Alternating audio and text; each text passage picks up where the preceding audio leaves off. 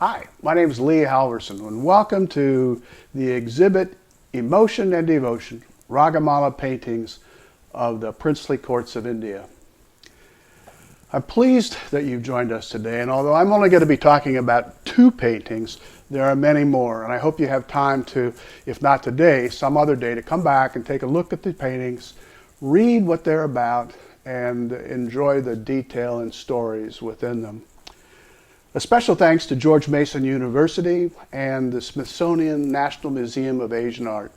And also a huge shout out of thanks from the entire group that curated this exhibit for the leadership and support of Dr. DeCaroli from George Mason and Dr. Diamond from the Smithsonian.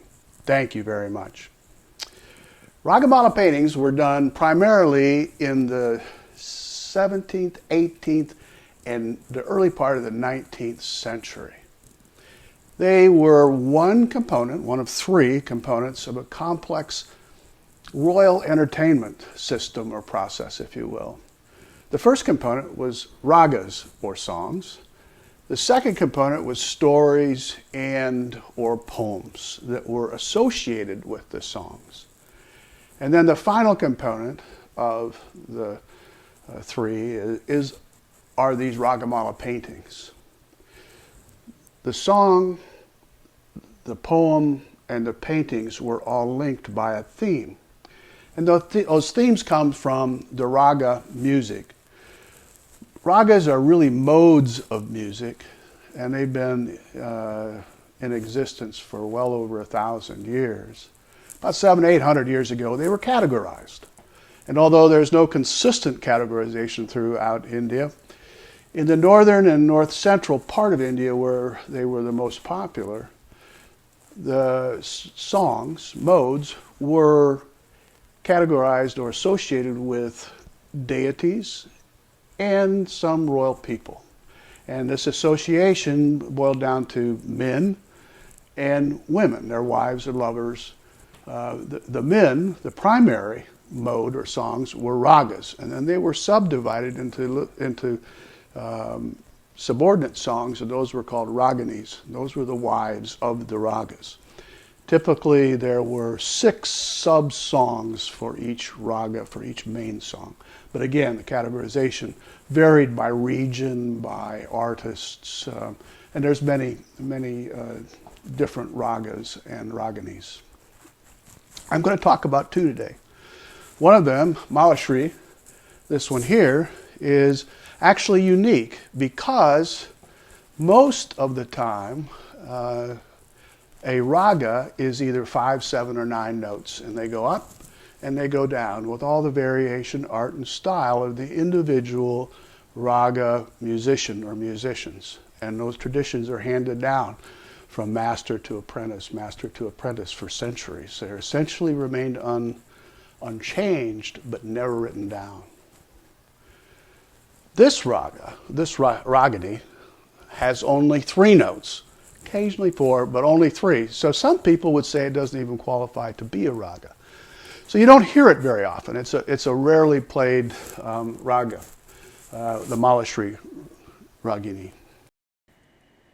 Zooming in close to the lotus petals, you can see that Malsri Ragini is plucking them one at a time, but the artist has cleverly implied the passage of time, and because the chain of falling petals is so long, that implies that perhaps it's been a long time since she's been with her lover, and she really does miss him a lot. You'll also notice that there, up at the top of the image, there's a light and shallow band which has some scalloped rough edges on it. That indicates that the artist is depicting this image to be during the monsoon season. Because the cloud isn't very big, you could read, in fact, that perhaps it's either the beginning or the end of the monsoon season. Moving now over to the palace, looking into Malsri's room, which is red, the color of passion. There is no bed or anything other than the forgotten or overlooked vases and jars, perhaps for wine and betel nut, and that showing that the room was probably once very busy, but now it's empty. As I mentioned earlier, Malsri is filled with the heat of passion from missing her lover. Her attendant is standing just behind her, and to cool that heat of passion, she's fanning Malsri off with a fly whisk called a chowri, made from yak tail.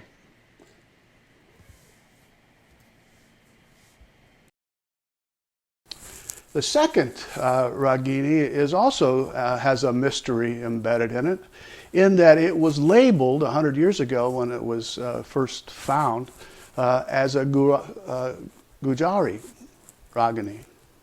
A Gujari Ragini is music about playing music. And so the Ragini usually in a Gujari song and painting has a musical instrument. However, for some reason, this one does not. It is a different kind of, perhaps a different kind of Ragini.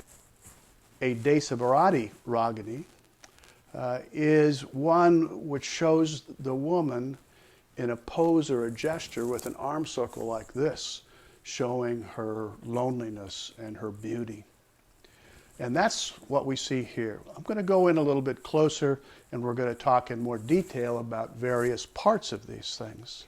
The attendant or confidant of the Ragini is fanning her off. So fanning off to reduce the heat of her passion, the passion from missing her lover. The pose that the Ragini is in is the typical pose of a beautiful lady filled with emotion from missing her lover. Zooming in here, the reason why I said more likely is because typically women put on heavy ornamentation when they're waiting for their husband, and perhaps husband-to-be. And so this Ragini is a bracelet on each one of her joints and around her neck and around her waist. That's the black fringes, probably bejeweled. So I'm guessing that she's waiting for someone. In this image, I want to zoom in on the broad band at the top of the painting and point out that it's probably representing the monsoon season, but it's very deep and the monsoon season is probably well underway. Typically, the men would come home for the monsoon season and stay there throughout the season. However, right now, there is no man with the Ragini, but there is a bed, so perhaps he's just left, or more likely, he is on the way. The painters of these Ragamalas were tremendously talented and able to put all sorts of icons representing seasons and times and the types of love missed, etc., etc., etc. In fact, the raga music is designed so that many ragas can only be played at certain times of the day. The Indian day, the traditional Indian day, was divided into 8 sections, prahars, and they were about 3 hours long. So, and they started at 6 o'clock in the morning, 6 to 9, 9 to 12, 12 to 3, etc. But it was really sunrise to sunset.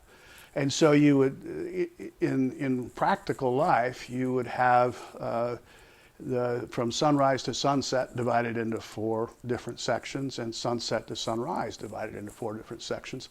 And so the time, the actual time, the number of hours would vary. But these paintings were meant to be played at certain times and during certain seasons. I encourage you to listen to some of these ragas and then go online and find the painting that might be associated with this, and know when it should be played, both from the time of day as well as the season. Well, thank you very much for visiting today. I appreciate the time that you've spent. I appreciate your attention, and I hope you come back to take a look at all of the paintings. It's an exciting, exciting kind of art that has so many dimensions. And when you think about it being associated with the music that wants to bring you into a certain mood so that you're ready to listen to a poem, and then pass these images around, which just makes life sparkle. So again, thank you, George Mason University. Thank you, Smithsonian National Museum of Asian Art. Good day.